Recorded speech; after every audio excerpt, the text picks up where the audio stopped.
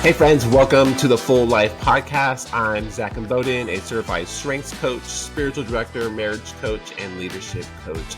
And today's conversation is one that so many of us desperately need, but there's so few actually talking about it openly. When someone you love is battling trauma or PTSD or suicidal, it doesn't just affect the person suffering, it impacts everyone around them. And often the one carrying the greatest weight is the caregiver, the one in the shadow, the one trying to hold everything together. And that's why I'm honored to sit down today with our guest, Amber Parker. She's a blogger, speaker, physical assistant, military wife, and now an author of a new powerful book, The Forgotten Caregiver of the Mental Crisis. And so Amber blends medical training, personal experience, and deep faith for caregivers, something that rarely they receive: validation, clarity, and hope. And I believe today's conversation is going to speak directly to those who feel unseen, overwhelmed, and exhausted. So let's jump in. Amber, welcome to the pod. I am truly honored to have you today. Glad to have you. Thank you. Thanks for having me. Yeah. Absolutely. So let's jump in. So for listeners who may be listening to you for the very first time, how would you summarize the heart behind this book and your why? So, The Forgotten Caregiver of Mental Crisis, and the subtitle is Navigating Suicidality After Trauma with Increased Hope, Resilience, and Practical Strategies. It also includes some focus sections for military and PTSD, or military and veteran PTSD and suicide. And my heart behind this message, we walked through significant crisis ourselves. I was the caregiver for my husband, who is a combat veteran. And many, many years after an IED explosion during one of his deployments, it ended the life of one of his buddies. And there's much more to the story. He also came upon, they were called to the place where the IED explosion went off. And as you can imagine, that had great impact. Yeah. And so you fast forward many years later, and he had compartmentalized that trauma, and it began to come out through nightmares, attacking him when he would go to sleep. And so I did not know that was occurring for about a year until one pivotal night. And I share this in my book, but there was one pivotal night where the Lord truly allowed me to find out about the fact that he was having nightmares, that he was self-medicating to face the night. And with alcohol and some sleep medication to try to face, what was going to come in the night. And I'm a PA, so I knew the signs of PTSD. And so that night, I also asked him a very important question, one that I would encourage anyone who's worried about mental health struggles for a loved one to ask. Are you having any thoughts of harming yourself or of suicide? Yeah. And if they say, no, I'm not, then ask them, have you ever had those thoughts? And so, you fast forward in our crisis time, it was about 2 years, and the Lord was gracious in keeping him alive and helping us get to the mental health therapy that he really needed. And so my heart behind this message is twofold. It is to help equip the person who is fighting for their loved one's life for healing and for healing, and also for treatment, for mental health treatment, and to give them resources, because when you're in the middle of the battle, you don't have time.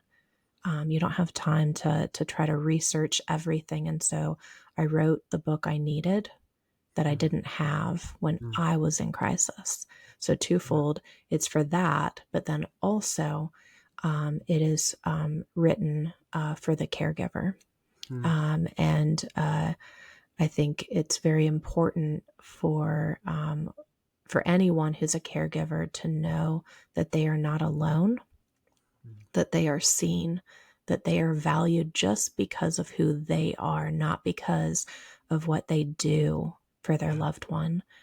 I'm a caregiver for more than just mental health struggles. I'm a caregiver for two additional medical conditions that are Mm. serious for two of my children, and so I know the weight and um, the honor it is to care for someone, but Mm. also the exhaustion that Yeah. comes and the vigilance that comes when you're Yeah. caring for something serious. Yeah. So my heart behind this book was to certainly give practical Mm. strategies and resources, but really to offer friendship, Mm.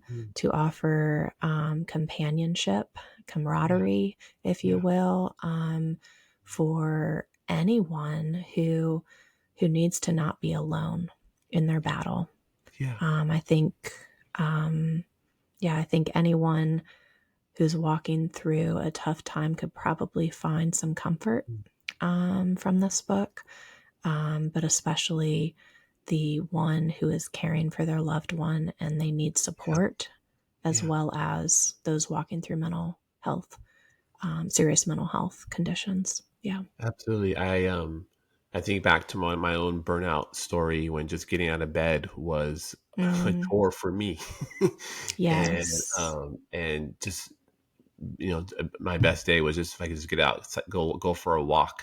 And I'm so Mm, grateful for my wife who had to pick up the pieces of our family and of care for all of us. yeah. We have talked about it since then. And I know what a incredibly hard season that was for her to feel like she has to do, carry our family and carry me. And so I'm Hmm. really grateful for the book you have written to be an encouragement to those who are caregiving for people for mental health and whatever other challenges they're walking through. So thank you for the book, Yeah. and for you sharing your story. And so this is a journey you've lived personally and professionally. Was Hmm. there a moment either in your husband's crisis or in your work where you realized I have to write this book?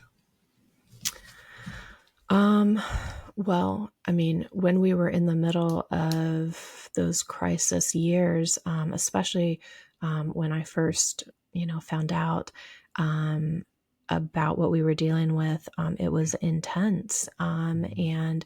And there can be a lot of shame and guilt Mhm. for someone struggling with PTSD Yeah. and also suicidal thoughts. And so for him, he couldn't have anyone know. Yeah. And so I had to be really careful about who we let in to Mhm. our Mhm. support group or who we told. And so it was very few people that even knew what we were walking through at that time.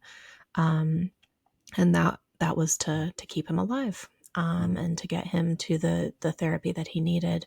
Um, in the midst of that time, and I talk about it actually in chapter 10, Mhm. where, but yeah, I don't share all that occurred, but I saw the miracles of God. I saw Mhm. His answers to prayer. Yeah. I was praying so much spiritual Mhm. warfare prayers every night because during that time, Satan would give him Mhm. new ways, new Mhm. thoughts, new terrible, yeah, ideas of how to end Yeah. his life in nightmares. Mhm. And so I'd be praying and I'd be reaching out to prayer warriors, Yeah. just a few trusted people each night, and be praying over our household. Mhm. No weapon formed against will prosper in Mhm. Jesus' Mhm. name, and a hedge of protection around our home. And so, yeah, and so the mornings when he, I'd ask and be like, "How are you doing? How was the night?" And he would Yeah. say, "No, I didn't have any nightmares." Like Mhm. those were answers to prayer. Yeah. And I do share Mhm. about how the Lord helped me to save his life. In the book, I'm very careful with how I share. Yeah. I pray it's not triggering to anyone. Yeah. But in that, the Holy Spirit spoke to me and told Mm. me to get to him quickly, to not Mm. wait, to get there. Yeah. And if I had not listened, it was absolutely the Holy Spirit, Wow. because I had checked in with him and he said, "Oh, Mm. no, I'm doing well. I'm doing well." But that was not the case. Yeah. And so the Lord allowed me to save his life. Mm. And so I have seen the miracles of God. Yeah. I've witnessed God Mm. saving life and doing amazing things. Mm. And I knew the story was not just for us, but I didn't know when or how it would ever come to fruition, Yeah. or if it would ever be shared, Mm. because we've walked through a lot of additional battles since that have been Yeah. really, really hard. And so in the midst of that, I prayed. I remember just whispering Mm. a plea up to God, "Lord, redeem this story, redeem our story." Yes. But it took years, Yeah. many years. Yeah. And so um, I don't, I don't think it was that I ever was at a point where I said, "I have to write this book," but it was Mm. more the Lord called me to writing, Mm. and then slowly grew in me, Mm. um, the ability to share Mm. about hard things, and then Yeah. finally coming to the point where he called me to write this book. Mm. And I'm so grateful. Yeah. Um, in terms of my husband, needing it to be so careful and close Yeah. before. We have both walked through so much healing, and I don't think I've mentioned it before, but EMDR therapy, Mm. Mhm. to help us to process through so much. And so he has he has healed so much. Mm. And so um, for me to come to the place where I am sharing this book and sharing this story, he had to be the one who said, "Yes, Yeah. absolutely. Yes, this message Yeah. needs to go out. People need this. I believe in their healing." Yeah. And so he has been, um, yeah, fully on board with this message. That's good. And Yeah. um, it's not easy because, Uh, for me to to be sharing about vulnerable things about mm. him, I had to do many, many edits and pray, Mhm. "Lord, help this to be Yeah. what it is supposed to be." And he's Yeah. read it, and Yeah. he said yes. That's So good. yeah. So good. Well, we're grateful for it. So you use this phrase, the forgotten caregiver. What makes Mm, caregiving and mental health crisis so unseen? mm. Well, it's not just in mental crisis, actually. Mm. With any caregiving, I would say that the caregiver is forgotten. Mm. Um, and it's not intentional. But when you have someone who has many needs, whether Mm. physical or mental health or emotional or whatnot, the person who is the primary support person who cares for that person, cares a Mm. lot about Mhm. them, loves them, they are focused on their loved one getting better. Mm. And for me, and for others, you focus on your loved one and you begin to pour yourself out. Mm. And everything is focused on, we need to get them better. How can we get them better? How can we get them Yeah. into the treatment they need? Mm. Even the day to day, helping them get up in the morning or get to Yes. appointments, or are you eating? All of that is caregiving. And Yeah. so as a caregiver, and again, whether it is a physical or mental health condition, you put yourself on the back burner. Yeah. Okay. And everyone else, they're focused on that person who needs to get better too. So, like a therapist or the Mhm. doctor or whatever, everything is focused on that person with the condition. whatever it is. And so everyone is forgetting the caregiver. Yeah. And so the caregiver uh, needs to be able to learn ways to care for themselves, Yeah. which is hard. And it's taken me a while truly to try to navigate that space and Yeah. care for myself better. Yeah. Yeah. Let's go a little deeper in that spot. That, because Yeah. fear or guilt or vigilance or just exhaustion are just real battles that Hmm. every caregiver faces. And so, as you walk through your journey, and you are walking through your journey still, it doesn't go. It's always there. Um, what spiritual truths or practices anchor you when you felt it was overwhelming? Hmm.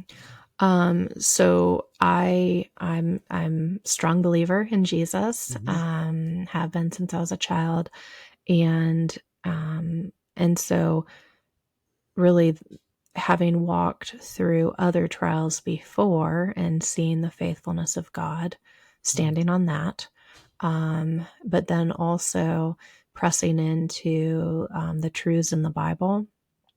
And when I would be so exhausted and weary, and I needed truth, but I didn't know what to set my mind Hmm. on, I would Hmm. open the Psalms and Mm. I would just start flipping through.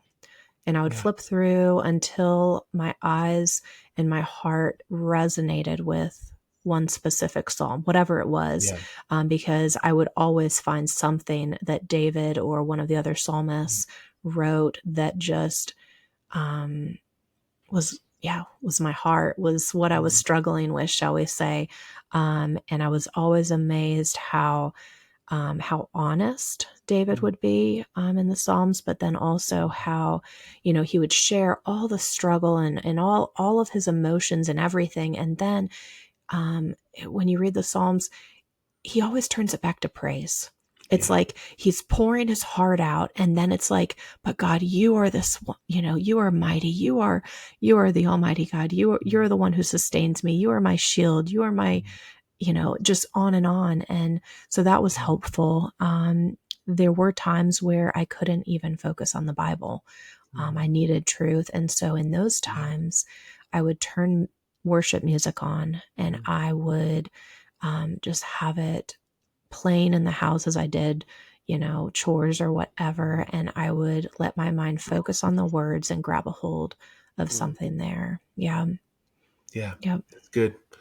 What would you say to caregivers who feel like they're failing? They're failing their caregiver, failing God, or just Mm. failing the person they're just trying to keep alive. What would you say, and through as you've walked through your journey, that might be helpful there? Well, first off, if it was you and you were sitting across and you were sharing that you were failing and all of Mm. this, I would validate those feelings that you're Mm. having. They're valid feelings. Um, yeah, the feeling of I'm failing or whatnot. We need to be able to name it and to validate it, and then we need to turn and say, okay, is this true? Mm. Am I failing? you know Yeah. um and we need to look for truth, because if you're feeling like you're failing, it's Mm. probably out of, I mean, for me, fear that I was going to miss something.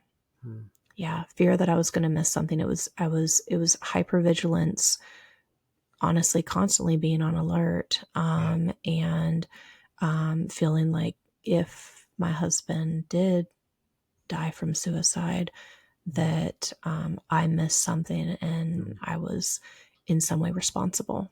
And Yeah. so there was a heavy burden there, through therapy, okay, through Mhm. EMDR therapy, through my therapist, and working with them and processing through those thoughts and those beliefs, because you can have beliefs that become very strong when you're walking through crisis. Yeah. And we had to break down the belief that, yeah, that I was responsible. We had to break down and kind of break apart that, he had choices. He Yeah. had thoughts or whatnot. And yes, I was there and a support, but, and I could do all that I could, but then at some point, it was him, in Yeah. terms of his ownership Yeah. of his choices or whatnot. And so that was hard. And so, yeah, praying. Mhm. But then also those beliefs of I'm a failure or I'm failing or what have you. If you can't break those down on your own, finding a mental health therapist to Yeah. help you to process through Yeah. and begin to replace with truth. Yeah. Yeah. Um, I'm gonna ask this question. How did Yeah. it change your focus on caregiving when you realize that you're only part, you can't fail in that sense, that you had to change the How did it perspective. change? How did that change how you were a caregiver when you were able to process and get on the other side of those conversations? Mhm. Well, that didn't happen for many years before I Sure. got on the other side. And I will say that the hypervigilance and, that belief of I couldn't, I couldn't miss something, and I was Mhm. always on. The Lord allowed that to help protect and keep him alive. Yeah. But when you fast forward through lots of therapy, lots of hard and difficult processing and all of that, um, in terms of interacting, I will say that um, it becomes a healthier place. Yeah. And I will say, when I got to that point, um, I was not dealing with suicidal crisis Yeah. anymore, Yeah. but we were dealing with more some PTSD and Okay. symptoms there, and so an idea, and I actually share this in my very last chapter of the book. Um, but my therapist, my Mm. most recent therapist, she shared this idea of spotlight versus lantern approach Okay. with caregiving. And I do say in the book, please don't use this in terms of suicidal crisis and Mhm. interacting with your loved one, because if there are emergency symptoms, you Mm. need to get them to care. But Yeah. for maybe some other other needs or other caregiving, so like for Mm. PTSD, it was the spotlight approach is where all of your focus is on that one person, Yeah. and you're not focused on anything else, not Yeah. yourself, not your kids, Yeah. anything. Whereas a lantern gives more diffuse light. And with the lantern approach, then it's more balanced, Mm. where yes, I'm caring for that person, Yeah. but not to the absolute expense of me and everybody else. Like, I Yeah. am caring for them and I'm giving as much as I can, but Yeah. I'm also trying to care for myself. And for Mm. me, trying to care for my children as well. And Yeah. so, yeah. But I, again, want to preface that with don't use that with regards to Mhm. suicidal crisis Yeah. or increased warning, you know, Yeah. behaviors. So, Yeah. yeah. That's good. You write Yeah. about caregivers needing to give permission to care for themselves, Hmm. and why is it so difficult? And how, as a Yeah. caregiver, can you even begin in small steps to take care of yourself? Yeah, there's a lot of caregiver guilt. Mhm. I've talked with a lot of caregivers of many different conditions, and you feel guilty for taking time to go and do something for yourself. You feel guilty for going and exercising, or Mm. for maybe going and getting coffee because now you're away from the person you are caring for. Yeah. And so, yeah, the idea of giving yourself permission. And let me speak to the caregiver who's listening to this right Yeah. now. Okay. So, friend, caregiver, I give you permission. Mm. Amber, I'm giving you permission to Mhm. care for yourself, to put yourself as a priority so that you can care for yourself and your loved Mm. ones. Because if you burn out, there is no one else probably who's going to be stepping up to Yeah. do the things that you do. And it's not just to in order for you to care for your loved one, but it's truly so that you can come alongside yourself and your entire family. So anyway, Yeah, that's good. We but need yeah, it. caregiver. Yeah. Yeah. You Yeah. have permission, and you will be so blessed by the end of chapter 3 in my book, Caregiver, Burden, and Yes. Protecting Against Burnout. And we can It's even so open good. it up right now and read through Yes. some stuff in it, because that's really where a lot of the, the ideas. Oh, I just turned to it. So yeah, here, let me read down Go for caregiver it. support checklist if you want. And I do What page have are a you on? care. So I'm I'm pulling my oh book yeah, out, but somebody who's reading yeah, it, for sure. just flip right I'm there. page 80. 80. On page 80, caregiver support checklist. Yeah. You need, and I won't read all of it, but respite, rest. So time away from caregiving to recharge and regroup. You need self-care, an exercise, hobby, enjoyable activity, time with safe friends. You need your own mental health therapist to help process and heal. Then my question, do you have an upcoming appointment with anyone? You need support from your community, both a holistic support, which is mentally, emotionally, spiritually, and physically. You need grace to give yourself and give and receive from others. You need God to give you strength and sustainment to persevere and keep going.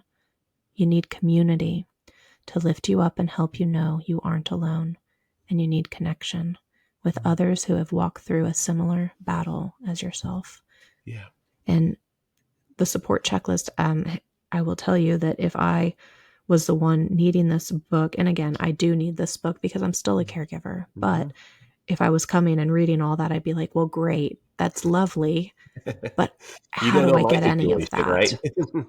Yes, like, but these are the issues that I'm dealing Yeah. with, and I don't know how to Yeah. navigate Yeah. getting any of that. And so that's where the caregiver support, the caregiver check-in quiz comes in, because it is, 12 things to kind of just do a quick check-in over the last week.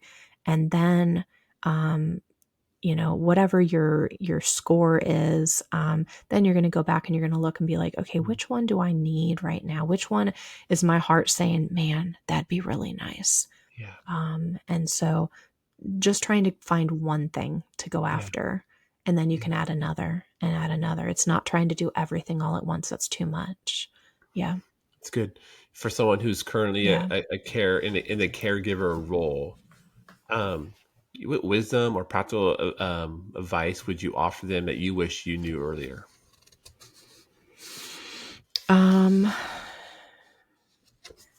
What advice would I offer that I wish I knew earlier? To not do it alone.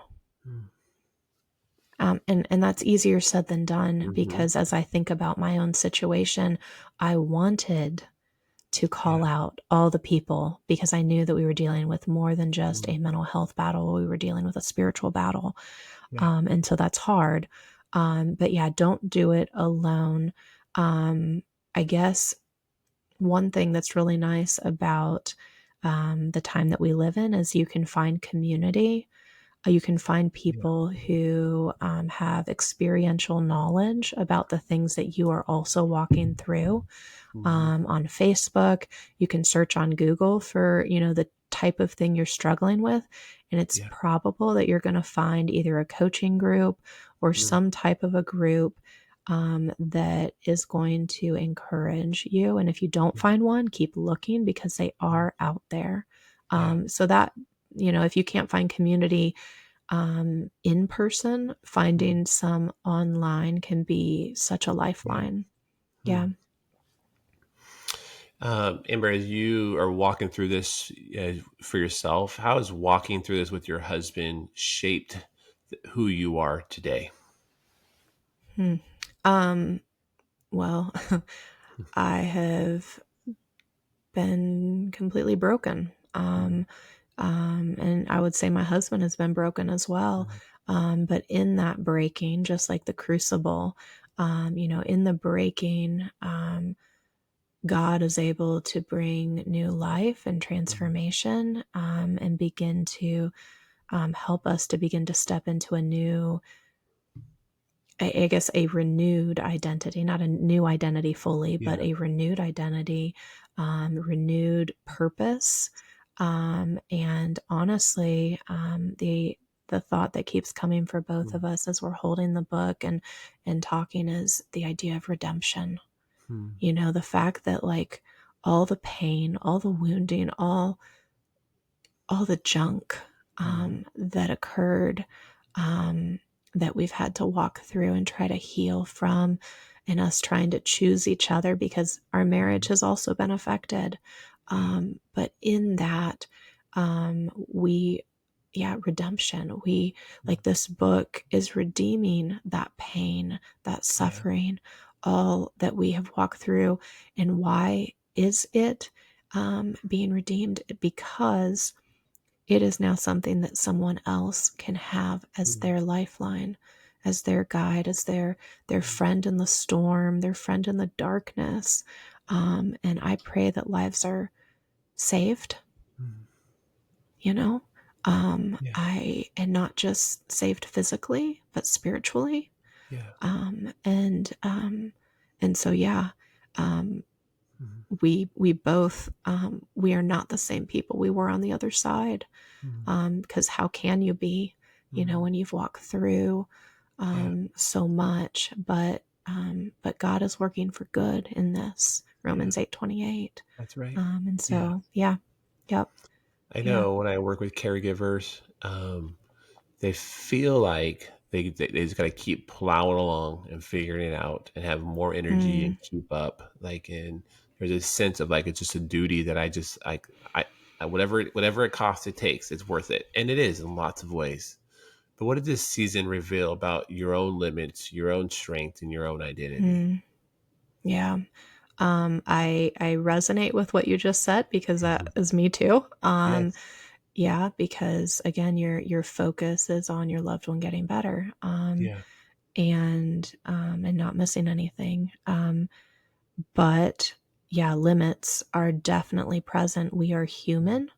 I actually, with caregiving, there, and Mm. I speak from a research perspective. Also, I spoke at a conference recently to professional counselors Mm. on the research and evidence based information regarding caregiver burden Mm. and protective factors and risk factors for increased burden, Mm. with caregivers of mental health specifically. And there are so many risk factors for having a mental health condition or depression Mm. also Mm. as a caregiver. Mm. If you are a caregiver Mm. of suicidal crisis, you are at increased risk of potentially also, Wow. um, you know, having risk of Mm. struggling with suicidal, Yeah. ideation as well. But then also there can be a physical impact Mm. through many different disease states, like autoimmune conditions. Okay. For myself, and I'll just share personally, I have an autoimmune condition Mm. now, and then I also have a number of deficiencies, which Mm. all cause fatigue, Yeah. significant fatigue for me. And then I also have PTSD as well through all Mm. the emergencies. Sure. Yeah. So that's where the EMDR therapy that I did Mm. was for my PTSD. Yeah. And so there's so much impact to the caregiver. Um, and so we cannot forget them. Mm. And so if you are a caregiver, realizing that if you're not caring for yourself, you can begin to have, physical medical conditions, Yeah. um, mental health conditions, etc. Yeah. And so please make the appointments. Please get into your doctors. Yeah. Please care for yourself. Please Mm. don't, like, for me, you talk about limits. One thing I've done is trying to navigate my fatigue and my energy issues, Yeah. is to take things off my plate. So like, even housework, for instance, Mm. if I know like I'm going to be exhausted and I'll have nothing left to give Yeah. the rest of this day for my kids, Mm. then I'm not going to do all the chores because there's no Yeah. way I can, because I cannot show up for other Yeah. things too.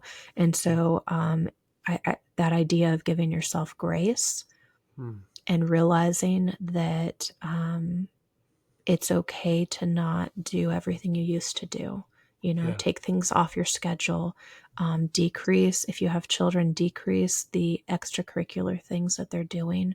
Still allow them to be a part of something, but be choosy, Mm. to protect your energy Yeah. and your capacity. Yeah. Good. I Yeah. think we've hit on this a few different ways. But give me one more chance to say, just to encourage Sure. that caregiver. If the caregiver is listening today, they feel invisible, exhausted, or on the edge. What do you want them to hear right now? There is hope. There's hope. If you are feeling exhausted and on the edge and at the point of burnout, I've been there. Mm. I've been there so many times. And when I am there, I have to stop, and I have to allow my body to rest. Mm. And it takes time, and I have to allow myself to spiritually be, rejuvenated as well, with either small group or prayer time with others, or reaching out to people who truly understand and care. If you are alone, please know that I'm here. You are not alone anymore. That is one of my sayings.